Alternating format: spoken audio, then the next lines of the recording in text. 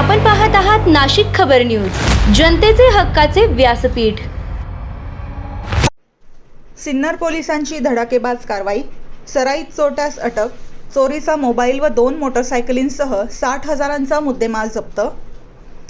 सिन्नर पोलिसांनी मोटरसायकल चोरी व घरफोडीच्या वाढत्या घटनांवर अंकुश ठेवत उल्लेखनीय कामगिरी करत सराईत चोरट्याला अटक केली आहे। नाशिक ग्रामीणचे पोलीस अधीक्षक बाळासाहेब पाटील, अपर पोलीस अधीक्षक आदित्य मिरखेलकर आणि उपविभागीय पोलीस अधिकारी के पाटील यांच्या मार्गदर्शनाखाली ही कारवाई करण्यात आली। सिन्नर पोलीस ठाण्याचे पोलीस निरीक्षक हेमंतकुमार भामरे यांच्या आदेशानुसार गुन्हे शोध पथकाने तपास सुरू ठेवला होता। दरम्यान गुप्त माहितीच्या आधारे सरदवाडी रोड परिसरात सापळा रचून गोरख बाळू पिंपळे या सराईत गुन्हेगाराला ताब्यात घेण्यात आले।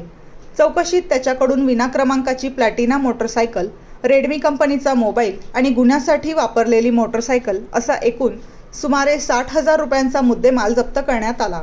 या कारवाईमुळे सिन्नर पोलीस ठाण्यात दाखल असलेला चोरीचा एक गुन्हा उघडकीस आला आहे। आरोपी गोरख पिंपळे याच्यावर यापूर्वीही दरोडा, जबरी चोरी, घरफोडी आणि मोटरसायकल चोरीचे अनेक गंभीर गुन्हे दाखल असल्याची माहिती पोलिसांनी दिली। ही कारवाई सिन्नर पोलीस ठाण्याच्या गुन्हे शोध पथकातील समाधान बोराडे, नितीन डावखर, विनोद टिळे, कृष्णा कोकाटे, प्रशांत सहाणे आणि आप्पासाहेब काकड यांनी यशस्वीपणे पार पाडली असून पुढील तपास सुरू आहे।